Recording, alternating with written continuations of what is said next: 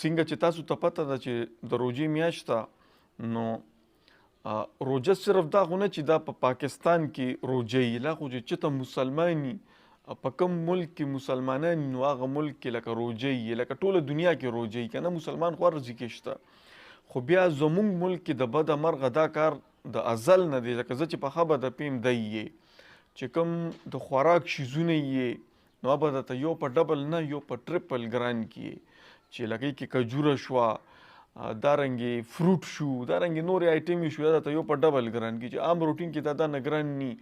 او بار ملکونو کې لکه سپیشلی د سعودي عرب کې او دوبۍ کې چې دا نه خشته پیکیج ولګوي چې لکه د روژې دپاره د روژې پیکیج لکه د کجورو یو پیکټ وي، نو فرض کړو هغه په پاکستاني کرنسۍ سره به زه حساب اچوم چې په 200 روپۍ نو دوی تاله په 70-80 یا په 100 روپۍ درکوي. دا رمضان پیکیج دی.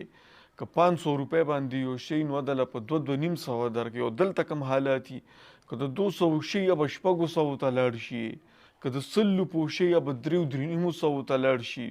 نو زه ویم چې تاسو یار د روژې دپاره دا کم څه کم روژه کې دا کار مه کوئ، ځکه چې دا ډیره زیاته بختوره میاشت ده. نو زه تاسو سره صرف د 1 منټ ویډیو شیر کوم، ډیره غټه ویډیو نه، سکیپ کوئ به نه، وګورئ یې. دې کې لکه دا ویډیو خو لکه فني غوندې ده، خو لکه دا میسیج دی پکې، یو سیریس میسیج دی پکې زمونږ پاکستان دپاره چې کم سے کم دا مه کوئ، روژه کې دا کار مه کوئ. دا ویډیو تاسو مکمل وګورئ، وړه ویډیو ده وی ګورئ.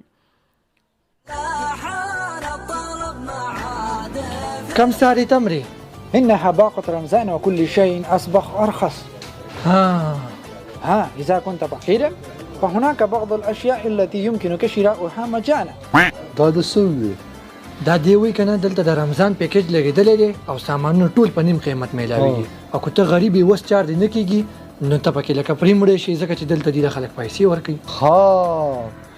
دلته دا وګوره ورغه کنه سبا د پاکستان ته ورځو چې هلته څه صورت حال دی.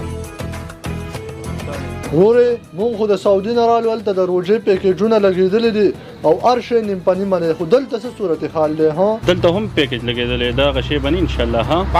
تاسې مړه دلته هم پیکیجونه لګېدلي دي؟ نه مړه زه ته دې تپوس وکړو چې کوم قسم پیکیج لګېدلی دی. دا کوم قسم پیکیج دی؟ هلکه نیکه پیکیج یو دی، خو هلته د عوامو د پیدې لپاره لګېدلی او دلته زموږ د حکمرانانو د پیدې لپاره لګېدلی. چې ویښ دی کې ته په ړنده خره سورې مړه دا خو پاکستان نه شي ګیدړو لومبړو ته حواله دی چې عوامو ته څوک لکه غوښه هم دي ډایرکټ دي چوته کړي.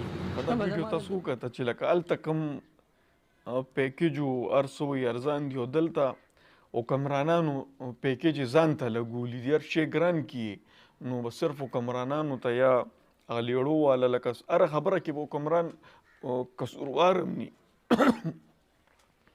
لکه اوس دا لیړه کې چې الو خرڅېږي یا فروټ خرڅېږي، یقینو کوي دې سره به د حکمرانانو دونه تعلق ني څونه چې زما او ستاسو سره تعلق وي، چې موږ ځان نه شي ګرانه ووي.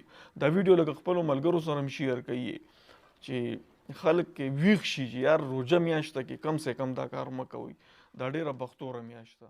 مننه.